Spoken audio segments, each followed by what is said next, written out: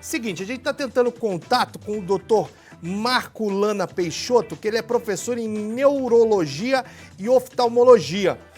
Enquanto eles vão tentando conectar com ele lá, o que acontece? O março é considerado como março verde, que é o mês da conscientização da neuromielite óptica, né? E por isso agora a gente vai ali, né, conversar, bater um papo ao vivo pelas redes sociais também com o Dr. Marco, que está falando com a gente via Zoom. Dr. Marco, uma ótima tarde para o senhor, me ouve? Sim, muito obrigado. Boa tarde a todos, a você e a todos os ouvintes. Muito obrigado.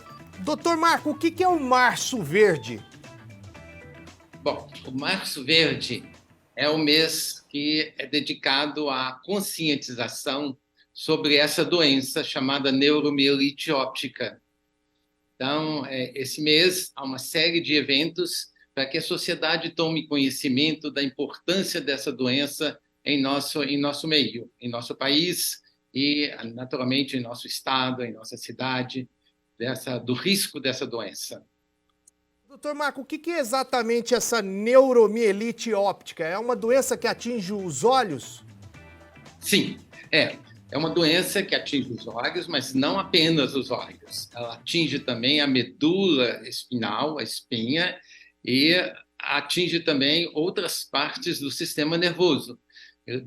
A pessoa que tem a doença pode desenvolver cegueira, ficar totalmente cego, perder parte da visão e ficar paralisada. Pode ir até para a cadeira de rodas ou para a cama para o resto da vida.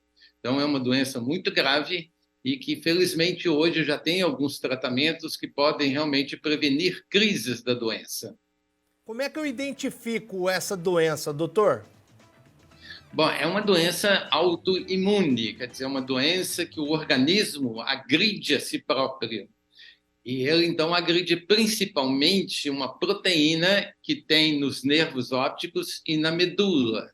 De modo que a identificação da doença é porque a pessoa que está contraindo a doença tem uma perda de visão, a visão torna-se embaçada, escura, de um olho somente ou dos dois olhos simultaneamente, e pode acontecer também um envolvimento da medula, de modo que a pessoa tem uma paralisia nas pernas, dormência no corpo, alteração dos esfíncteres, não consegue segurar a urina presa e a pessoa não consegue urinar.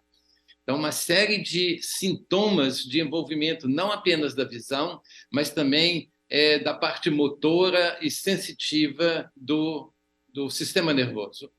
É uma doença rara, doutor? Atinge muita gente? Não, felizmente não. É uma doença rara. Mas no Brasil, parece, por causa da nossa miscigenação racial, que nós temos uma prevalência, quer dizer, uma frequência da doença na população muito maior do que de outras partes no mundo.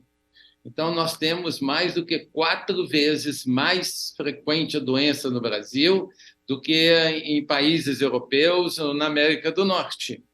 De modo que nós aqui estamos mais vulneráveis por problema provavelmente de ordem racial ou por meio ambiente a ter essa doença. A nossa população é mais suscetível a esta doença. Uma última pergunta, doutor. Qual que é o tratamento e tem cura essa doença? Bom, infelizmente, ainda a doença não tem cura, mas hoje tem tratamento que pode prevenir os ataques da doença. A doença se caracteriza por recorrência de ataques. A pessoa tem um ataque, fica mais ou menos lesada, os nervos ópticos, a medula espinal, ou às vezes pode recuperar um pouco com tratamento da forma aguda, mas daí a alguns meses ou anos a pessoa tem um novo ataque e assim de modo repetitivo durante a sua vida, cada vez lesando mais os nervos ópticos e a medula, de modo que a pessoa fica cega e totalmente paralisada. Entendi. Então tem que procurar aí primeiro um oftalmologista, já vai para o neurologista. Bom, é interessante, em geral, as pessoas que têm perda de visão procuram primeiro o oftalmologista. O oftalmologista tem que estar alertado para essa doença, para o diagnóstico dessa doença, enquanto as outras pessoas que têm mais o envolvimento inicial da espinha, então tem paralisia, dormências no corpo, procuram um neurologista. O neurologista mais frequentemente trata dessa doença, ele consegue identificar a doença pelos sintomas, ele pede o exame de sangue que caracteriza a doença pela presença de uma proteína no sangue, uma proteína anormal, que ataca o sistema nervoso. Então, o exame de sangue é capaz de identificar a doença e possibilitar, então, o tratamento para que a pessoa melhore daquela crise e não tenha novos ataques da doença. Tá certo. Doutor Marco, muito obrigado. Uma ótima tarde para o senhor. Foi um prazer. Muito obrigado a vocês.